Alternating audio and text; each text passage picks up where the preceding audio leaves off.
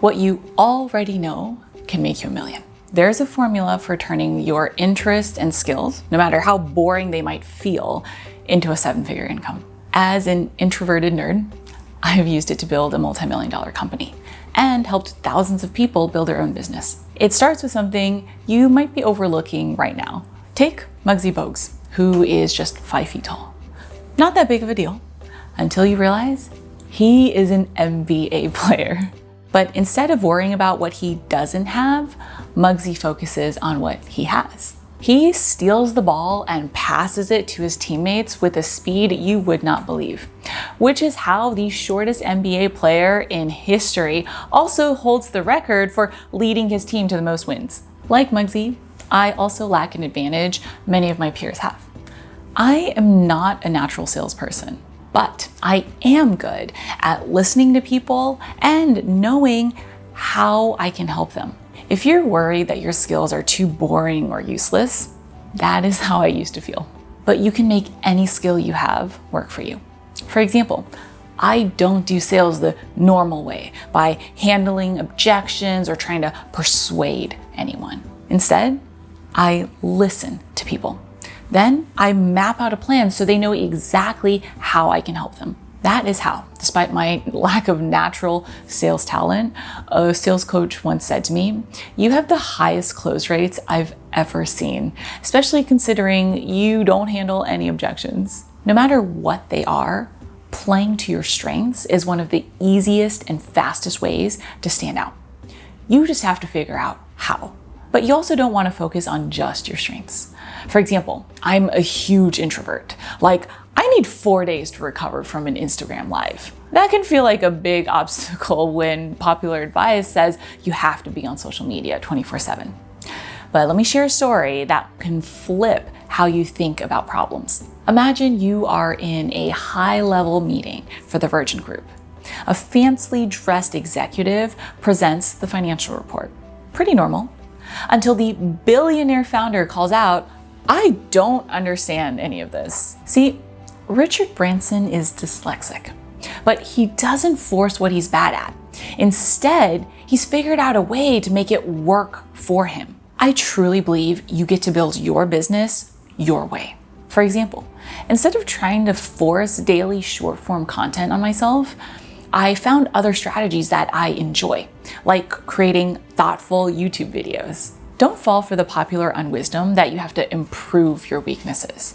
Instead, own them and work around them. You will be surprised how much further that can take you. But that doesn't mean you won't still feel fear about whether or not you're enough. Maybe you've experienced this too.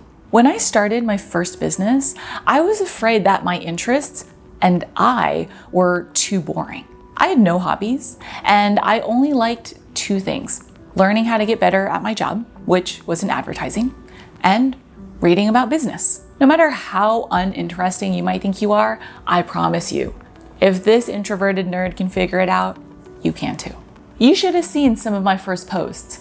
Oh my goodness, they were like those boring textbooks you do not want to read in school. But you do not have to change yourself or your interests.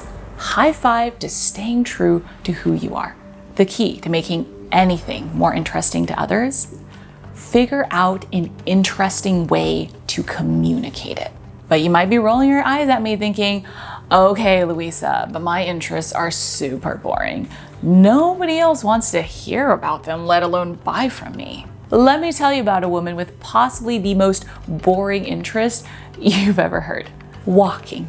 I don't know her personally, but she and I think alike. She realized that while talking about walking might not be interesting, talking about where those walks led is. In fact, it turns out a lot of people are happy to pay for that information. She didn't make the mistake of saying, "I'm not charismatic enough," or "I'm afraid I don't have a good enough idea," which is why Chris Engler now earns a 7-figure income leading walking tours all over the world. You don't have to change yourself or have a brand new idea to be successful. You just have to be creative. When I started my advertising consulting business, nobody cared because I talked about as rules and guidelines, which are pretty boring. But you know what people do care about? how you can use ads to grow your business. Once I started talking about it like that, people started paying attention. What you already know and love is more than enough to build a profitable business. But I know getting others to buy from you can sometimes feel impossible, especially when the market is full of others already doing what you want to do. When I first started, the internet was full of entrepreneurs sharing their overnight success stories. Maybe you feel the same way I did. I cannot relate. See, I don't have a shiny rags to riches story. I studied hard, went to Princeton, got a good job. I also didn't march into my boss's office and dramatically quit. Instead, I built my business on the side until it was enough to pay my bills. I played it boring, but I wasn't alone. People saw themselves in my story and started asking me how I'd done it. That's how this business got started, even though the industry was already very crowded. The truth is, the people you help will naturally find your story interesting. For example, if you watch a lot of YouTube, you might have heard of Yoga with Adriene. She noticed the yoga community felt unrelatable. I mean, who wouldn't be intimidated seeing this pose? But Adriene had a vision of an online community where anyone, regardless of their experience, can pull out a yoga mat and practice at home. Her business now has millions of followers and tons of loyal customers willing to pay more for in-depth courses. Is she a guru with a crazy personality or story? Nope. She's simply a quirky yoga teacher from Texas. She uses her background in theater and her personality to create a fun, safe space to learn. You can steal from mine and Adriene's story by using this next part of the formula. The only thing we have is our experience. But if you can't get people to listen, that won't matter. The good news is, standing out is simple once you know how. My first ever client online taught me this.